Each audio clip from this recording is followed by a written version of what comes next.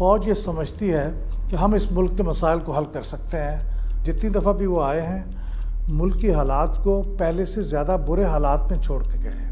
پھر ایک سٹیج آ گئی, ہم نے کہا کہ اب وہ سٹیج آ گئی ہے کہ آپ دوبارہ الیکشن کرائیں, نہیں تو ہم آپ کو نکال دیں گے. یہ ہم نے بھٹو صاحب کو کہا میٹنگ میں. پاکستان کا ایک طرح سے شروع سے ہی جمہوریت کا مسئلہ اس لیے بھی رہا ہے کہ تاریخی طور پر تو یہ کوئی جمہوری ریاست تو تھی نہیں. عوام کا حق تھا یہ کہ میں اگر عوام کی توقعات پہ پورا نہیں اترا تو مجھے اقتدار میں رہنے کا کوئی حق نہیں ہے. یہاں تو فیصلہ کسی اور نے کیا.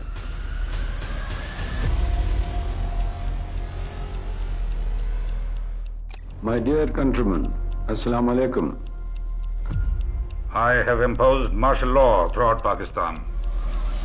قومی اور صوبائی اسمبلیاں توڑ دی گئی ہیں.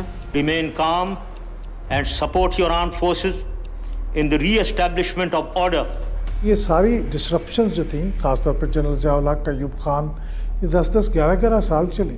They were huge disruptions.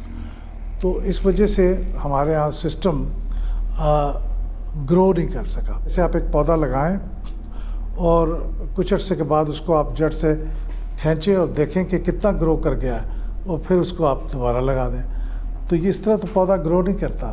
فوج یہ سمجھتی ہے کہ ہم اس ملک کے مسائل کو حل کر سکتے ہیں. یہ بالکل غلط بات ہے.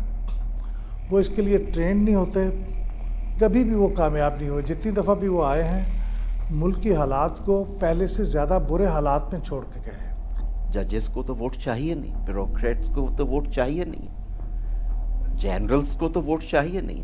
واحد ایک عہدہ جس کے پیچھے عوام کا ووٹ براہ راست موجود ہے, ہم نے اسے تاریخ کے کٹہرے میں ایک مجرم بنا کے کھڑا کیا ہوا ہے, اور تاریخ کا اتنا حصہ وزیر اعظم موجود ہی نہیں ہے. آزادی کے 4 سال بعد ہی پاکستان میں جمہوریت کے اوپر پہلا حملہ کیا گیا, جس کو راولپنڈی کنسپیریسی کہا جاتا ہے. بہت کم لوگوں کو معلوم ہے کہ 1951 میں ہماری سول ملٹری بیوروکریسی نے اقتدار کے ایوانوں میں گھسنا شروع کر دیا. 1951 میں سازش ہوتی ہے, 1951-52 میں ہی صوبائی الیکشنز ہونے ہیں, اور اس کے نتائج بڑے مختلف آئے. مثلا جبتو فرنٹ جو ایسٹ پاکستان میں ہے, انہوں نے تو ایک طالب علم رہنما نے بیٹھ کے چیف منسٹر کو ہرا دیا تھا. فیض احمد فیض ادھر تھے کنسپیریسی میں, ادھر وہ مرزا ابراہیم کی کیمپین چلا رہے تھے, جو لاہور ریلوے اسٹیشن کا ایک مزدور اور کلی تھا, جو الیکشن جیت رہا تھا لاہور کی کنسٹیچوئنسی, تیسری گنتی میں ہارے وہ. تو تب سے یہ محاورہ ہے جھرلو پھر گیا. Militarisation is not just question of کہ یہ کوئی ایک دور کی بات ہے, یہ ایک ہماری پوری تاریخ کی کہانی ہے. اور یہ جو تاثر ہے کہ جی جب ایک دفعہ مارشل لاء ختم ہو گیا تو اب جمہوریت جو ہے نا وہ آسمان کو چھو رہی ہے, یہ تو میرا خیال ہے اگین ویری سمپلسٹک. کیونکہ ان مارشل لاء کے پیریڈز کے اندر کیا ہوا, کیسے ریاست کی حیت کو مزید انڈیموکریٹک یعنی کہ انڈیموکریٹک اس کے اندر مزید آپ کہہ سکتے ہیں کہ لیئرز بڑھتے چلے گئے. پاکستان کی عوام نے 3 دہائیوں سے بھی زیادہ وقت فوجی حکمرانی یعنی مارشل لاز میں گزارا, لیکن ان مارشل لاز کے پیچھے کی وجوہات کیا تھیں؟ اب دیکھیے, ایوب خان کا جو مارشل لا تھا اس میں بنیادی وجہ یہ تھی کہ وہ مارشل لا ایوب خان نے نہیں لگایا تھا, وہ مارشل لا اسکندر مرزا صاحب نے لگایا تھا. لیکن چیف مارشل لا ایڈمنسٹریٹر چونکہ فوجی ہو سکتا ہے, تو وہ ایوب خان چونکہ کمانڈر ان چیف تھے تو ان کو لگا دیا گیا. کانسٹیٹیوشن بن چکا تھا 1956 میں. اب وہ جو الیکشن ہونا تھا اس کے نتیجے میں ان کا خیال یہ تھا کہ بہت ہی تبدیلیاں آئیں گی, اور اسکندر مرزا صاحب کا خیال تھا کہ وہ شاید پریزیڈنٹ نہیں رہ پائیں گے, گورنر جنرل نہیں رہ پائیں گے, اور اقتدار ان کے ہاتھ سے سلپ ہو سکتا ہے. تو اس کی بنیادی وجہ تو یہ تھی. حالانکہ بعد میں ایوب خان صاحب نے ان کو بھی نہیں رہنے دیا. یحییٰ خان صاحب نے جب یہ کیا, ایوب خان صاحب کے خلاف موومنٹ چل رہی تھی, یحییٰ خان نے مجبور کیا ایوب خان کو کہ وہ ان کو پاور ہینڈ اوور کریں, اور جو کانسٹیٹیوشنل طریقہ ہے اسپیکر کا اس کو نہ دیں. اور یحییٰ خان صاحب نے مارشل لا لگا کے کانسٹیٹیوشن کو ایبروگیٹ کر دیا. تیسری دفعہ جب مارشل لا لگا تو اس وقت بھی ملک کے اندر حالات خراب تھے, افراتفری کا عالم تھا, بھٹو صاحب کے خلاف موومنٹ چل رہی تھی, اور ضیاء الحق صاحب نے سمجھا کہ وہ اس وقت موقع سے فائدہ اٹھا کے ٹیک اوور کر سکتے ہیں. مشرف صاحب جو تھے ان کی وجوہات تو یہ تھیں کہ مشرف صاحب کو ہٹا دیا گیا تھا, تو انہوں نے اپنی پوزیشن پہ برقرار رہنا ان کے لیے بہت اہم تھا. انہوں نے ملٹری کو کے ذریعے اپنے ہٹانے والے وزیر اعظم کو ہٹا دیا اور خود ٹیک اوور کر لیا. تو یہ سب کی وجوہات ہیں، لیکن ان سب میں ایک کامن وجہ ہے کہ یہ قانون اور آئین کے خلاف ورزی تھی، اور اس کے نتیجے میں ملک پہلے سے بدتر حالات میں چلا گیا جب یہ فوجی گئے. 75 میں آزاد کشمیر پہ جو الیکشنز ہوئے اس میں بھٹو صاحب نے کوشش کی کہ ان کی پارٹی جیتے، اور انہوں نے ریگنگ کروائی 75 میں. نتیجہ یہ ہوا کہ اپوزیشن پارٹیز پی این اے جو انہوں نے کہا کہ ہم نہیں مانتے یہ الیکشنز. اس کے بعد 12 اپریل کو جو پروونشل الیکشنز ہونے تھے وہ کہتے ہیں ہم بائیکاٹ کرتے ہیں، ہم 12 اپریل کو پروونشل الیکشن میں حصہ نہیں لیں گے. 7 مارچ 1977 سے لے کے 4 جولائی 77 تک کتنا پیریڈ ہے؟ 4 مہینے. 4 مہینے میں نہیں ہوا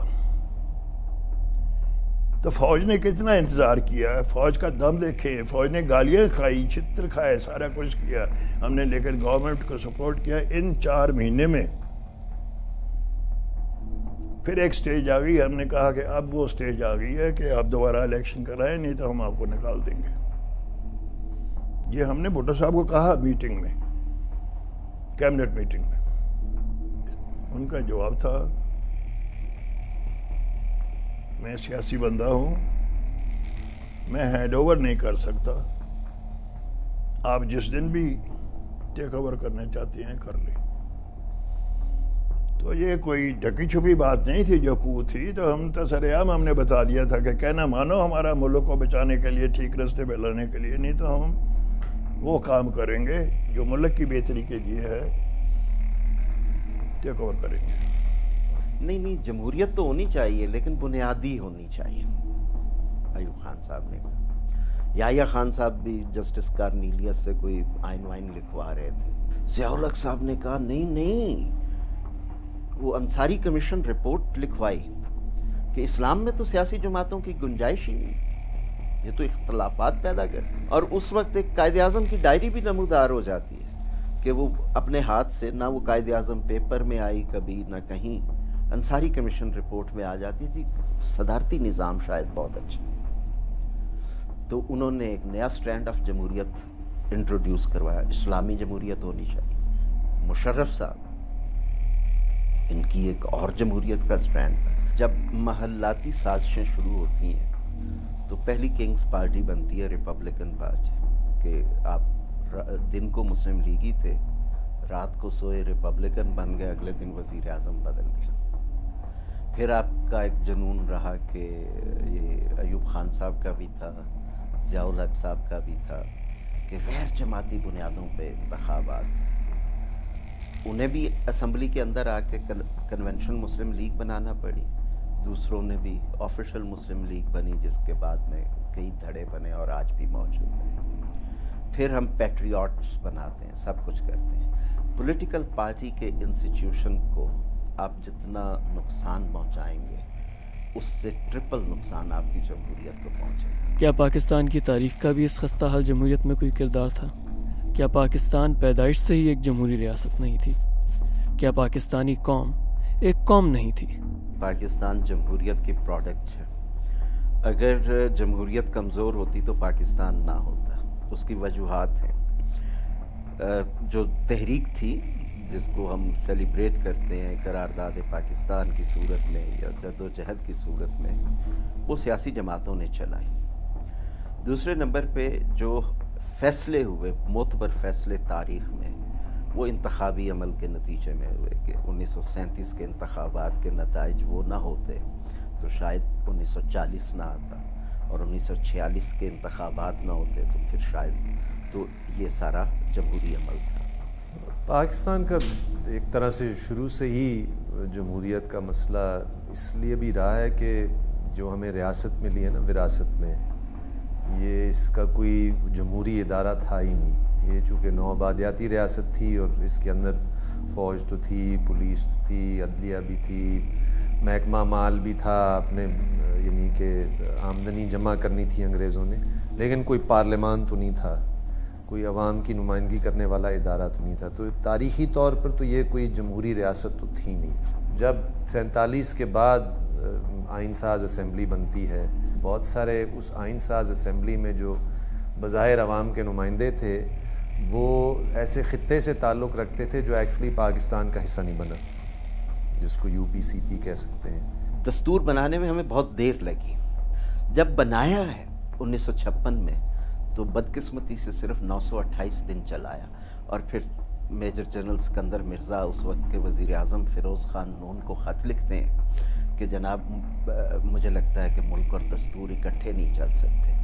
دستور روح ہوتی ہے ملک کی، اگر آپ روح قبض کر لیں تو جسم مر جاتا ہے۔ پھر پارلیمنٹ دماغ ہوتا ہے جو سوچتا ہے، بحث کرتا ہے، مباحثہ کرتا ہے۔ 1958 سے لے کر 1962 تک پارلیمنٹ غائب، دماغ کے بغیر ہیں۔ پھر 72 تک پارلیمنٹ نہیں ہے، 69 to 72۔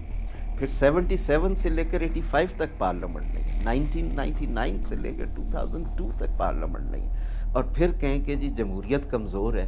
عوام کا حق تھا یہ کہ میں اگر عوام کی توقعات پہ پورا نہیں اترا تو مجھے اقتدار میں رہنے کا کوئی حق نہیں ہے۔ یہاں تو فیصلہ کسی اور نے کیا۔ لیکن چند با اختیار لوگوں نے موقع ملنے کے باوجود پاکستان میں جمہوریت کا تختہ نہیں پلٹا۔ نہایت ہی برے حالات میں بھی کئی چیف آف آرمی اسٹاف ایسے گزرے ہیں جنہوں نے ٹیک اوور نہیں کیا۔ میں آپ کو مثال دیتا ہوں کہ جب جنرل ضیاء الحق کا پلین کریش ہوا اور وہ اس پلین کریش کے نتیجے میں فوت ہو گئے، تو اس وقت بہت آسان تھا، جو اس وقت چیف آف آرمی اسٹاف تھے جنرل اسلم بیگ مرزا، کہ وہ ٹیک اوور کر لیتے۔ اور بلکہ اس وقت کے جو پریزیڈنٹ تھے غلام اسحاق خان، انہوں نے انہیں کہا بھی، لیکن انہوں نے اس کو ریفیوز کیا اور انہوں نے کہا نہیں، آپ ٹیک اوور کیجئے قانون کے مطابق، آئین کے مطابق، اور ہم آپ کو پوری سپورٹ دیں گے۔ ایک دوسرا کیس تھا جنرل وحید کاکڑ صاحب کا۔ ان کے زمانے میں بھی پریزیڈنٹ اور پرائم منسٹر کے درمیان اتنے برے تعلقات تھے، دونوں ایک دوسرے سے آلموسٹ برسر پیکار تھے، لڑ رہے تھے، اور ان کی جو فالوورز تھے وہ بھی ایک سول وار کا خطرہ تھا۔ تو انہوں نے ان دونوں کو ہٹایا اور ان کو ہٹا کے، یعنی ان کے ساتھ بائی نیگوسیشن اگری کیا کہ آپ ہٹ جائیں، ہم ایک کیئر ٹیکر سیٹ اپ لاتے ہیں جو نیوٹرل ہوگا، دونوں کے لیے ایکسیپٹیبل ہوگا، الیکشن کرا دیتے ہیں۔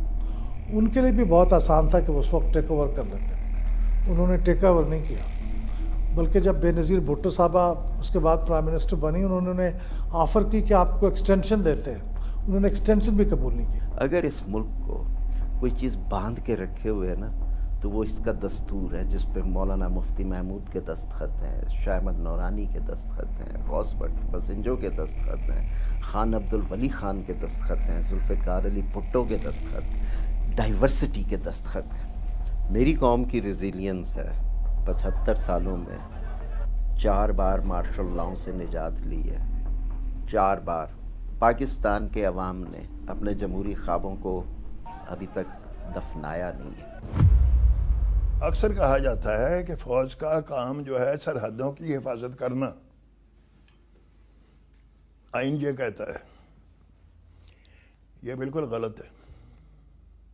یہاں پہ جب بھی لمبی آمریتیں رہی ہیں تو یہ اتفاق نہیں ہے کہ امریکہ نے انہی ادوار میں آپ کو پیسے دیے۔ کاسٹ آف ڈوئنگ پالیٹکس اتنی بڑھ چکی ہے کہ میں اور آپ تو نہیں برداشت کر سکتے۔ D G I S I جو جنرل محمود ادھر تھے، ان کو بھی بتایا کہ آپ ہمارے ساتھ ہیں کہ نہیں۔ چیف آرمی اسٹاف نے مشورے دے دیں گے، فیصلہ وہ جو کرے گا پھر سب کو ماننا پڑے گا، لیکن جب وہ باہر اس سسٹم کے اپلائی کرنا چاہتے ہیں تو وہ نہیں کر پاتے، ناکام ہو جاتا۔